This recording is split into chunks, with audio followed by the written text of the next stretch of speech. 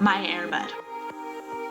Ever since I was a little girl, there have been two things I always wished for. Up until the age of 7, on every birthday, I wished for a pool to sit nicely in my backyard. I have always loved the aesthetic of pools. They could be built underground or above ground. Their size could be built to accommodate the varying numbers of people in a household. It was inclusive for all people. Anyone from 4 to 94 were invited to partake in the cool blue and wet place of fun and relaxation. People didn't necessarily need to swim in it. They could lay around and absorb decent amounts of sun or absorb excessive amounts of it. For underground pools, its shape could be tailored to fit the owner's appeal. It also allowed for fun accessories like life jacket, floaties for younger children's arms, foam noodles, inner tubes, brightly colored beach balls, floating rafts that came in varying sizes, colors, and designs, etc. All of these qualities were and are enticing for young kids, myself included. It wasn't just the aesthetic, I also loved to swim. I loved gliding back and forth with the smooth, cool water swishing past my hot skin. I loved attempting to do handstands because there was no weight in the water, so I was successful at attempting them, as opposed to being on land. I had no coordination, patience, or good sense of balance when I did them on land. I also enjoyed being wet and smelling of chlorine. That is what summer represented to me as a child, so it is no wonder that I poured my might into my birthday wishes to get the pool of my dreams. After 7, my wish for a pool remained, but an additional wish was added. Around 7, I purchased this movie called AirBud. It revolves around a young boy named Josh who moves to a new town. He is really sad because his father recently passed away, he has no friends, and is too timid to join the basketball team. However, he meets a stray golden retriever named Buddy. He was previously a circus dog and stayed with a man who bullied him. This golden retriever is no ordinary dog. He loves to literally play basketball and never fails to miss making a shot with his nose. Josh and Buddy team up to try out for the basketball team and make it. Buddy is so good, he is even given the name AirBud. They form a strong connection with each other. Buddy is the epitome of a dog is a boy's best friend. Of course, there are conflicts along the way, but it only makes Buddy and Josh's relationship even stronger. So of course, with Josh and Buddy's strong connection to one another, I instantly fell in love with that breed of dog. I love dogs anyway, but I needed my own AirBud. I wanted my own companion. I wanted a dog that would accompany me if I were to get into any sort of mischief. I wanted to hug, pet, kiss, cuddle, tease, feed my AirBud. I just wanted a dog. So again, at every birthday, I wished for a fun pool in my backyard, and I wanted my own AirBud. I wished and wished for both. Sometimes true wishes do come true, because on March of 2000, I received the exciting news that my family and I would be getting a new golden retriever puppy. This was early March, and we were going to pick her up from a breeder in Wisconsin on the 21st. I couldn't believe it. From what my memory presents to me, it was the weekend, a Saturday, when we left our home to pick up the new member of our family. The man who was breeding golden retrievers was named Larry Dutcher. If my mind serves me well, I cannot remember specifically where he was located, but he lived somewhere in southern Wisconsin. Because he lived in southern Wisconsin, and we lived in Rockton, Illinois, that meant we would have to endure a somewhat extensive drive. It was extremely worth it. The drive to Larry's home was extremely exciting. It was almost too exciting because that emotion would try to dominate itself in every crevice of my mind and distract me from the consciousness of reality. In retrospect, the temperature and scenery was reflective on our situation. Spring was in the air. Spring can often symbolize rebirth and new beginnings. Now that I think about it, how coincidental that we would be embracing and accepting a new life into our home and the rebirth of spring was occurring. I don't think there's anything magical or spiritual connected. I just think it was very symbolic and coincidental. If there was something magical happening, that would be pretty cool too. Spring was definitely pulling a life reflects art type of situation. The countryside was starting to look green and beautiful. The sun was present and dominated by the sky with the radiant light.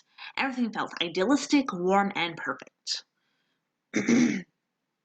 When we arrived, Larry's house and surrounding acres were big and spacious. He lived in the countryside where there were lots of farm and pasture. No matter where one looked, at one point or another, one's eye would meet cornfields, cows, horses, gravel roads, semi-rolling green hills, tractors, etc. From first glance, one would think that Larry Dutcher was a serious fellow. In height, his height was average, on the 5'10" to 6 foot side. He had a bit of a husky build to him. He had that classic lumberjack beard and a semi-angry to serious resting face. However, once he opened his mouth, his words were kind and friendly. He was very knowledgeable about golden retrievers, as well as being affable. After a few minutes of chatting with my parents, it was time to meet our new member of our family. Larry had a system for identifying which golden retriever puppy belonged to which family, as well as what gender they were, which was painting their nails a particular color. Our puppy was a girl. Her nails were the color pink, if I remember correctly. I don't think that was a symbol for her gender. It was probably just the color he picked out for her. She was so cute and tiny. She was this squirmy ball of fluff. Since we were strangers to her, at that moment she was curious about us. She galloped over excitedly, as most puppies do. Only because that is how far her head rose, she would constantly lick our feet and legs. So after a handful of more minutes that went by, eventually we picked up our little and newest Peanut. Larry provided a few essential items like her leash, a cardboard box because we would purchase her cage, a few treats, papers, etc. This particular moment I remember vividly. Since she had been raised for the first few months by Larry, he was familiar to her. Now, we were going to bring her home with us, but she didn't realize that at the time. She was a little concerned when my dad started up the car and Larry wasn't getting in with us. She started becoming more and more concerned and started whining and crying. Being 10 years old at the time, I felt things more intensely, so I felt her emotions and I cried along with her. As a result of crying, unfortunately, Larry was aware of that, and in turn my crying got him, an adult man, to tear up as well. Oops. That definitely was not my plan to make him cry or feel bad. I just was upset because my puppy was upset. So after that, we left for Rockton. Along the way, we made a long detour home because we needed to stop in Rockford to Petco to get some more of her essential items. Once we arrived home, we had accumulated a decent amount of things.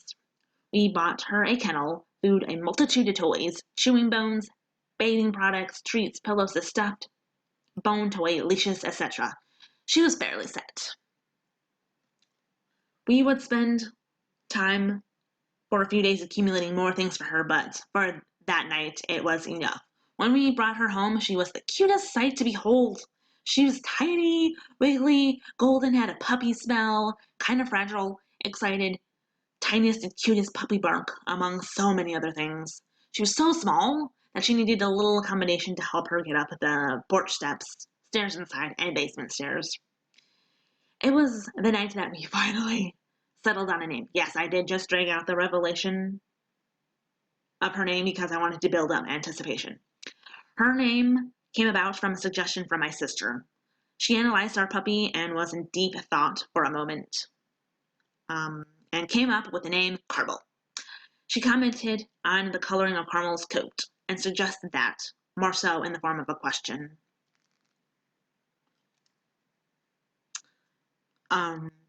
We all thought about it for a few seconds and decided unanimously that we liked the name Caramel, and thus her name was Caramel from then on out. To really get into it, her full given name was Caramel Golden Warrior Pup Franzine. I feel like I threw in the suggestion of warrior or something, and that became part of her middle name. Thoroughly enjoyed her. She was sweet, loyal, mischievous, adorable, smiley, etc. She was a very youthful and energetic dog. She made me laugh when she would freak out over a broom coming near her or hearing the garbage man on Thursday mornings, other dogs howling at midnight, etc. She loved food way too much and would always invade our space, trying to get ours.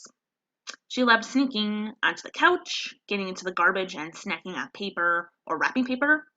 She was a little ham and I loved it. I loved her. She was my AirBud. Unfortunately, all good things must come to an end. I hate to include this, but this was my reality with her. But I only got a limited amount of time with that golden bundle of goodness.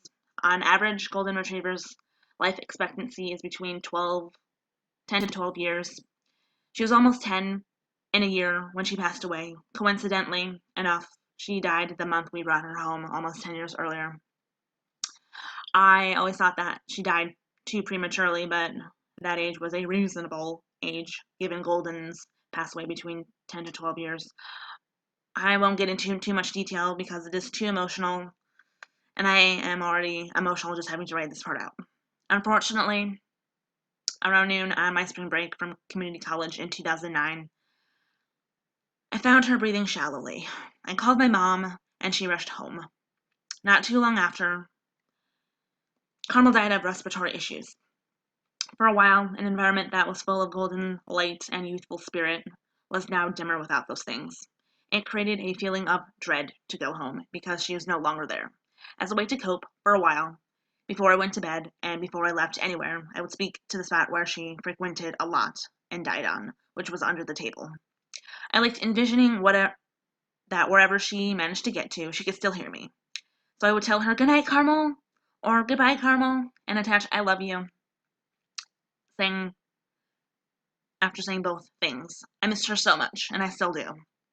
I would still do it again, getting her. She was great. She was such a cutie, as well as being loyal. She was definitely one of those dogs that smiled along with her eyes.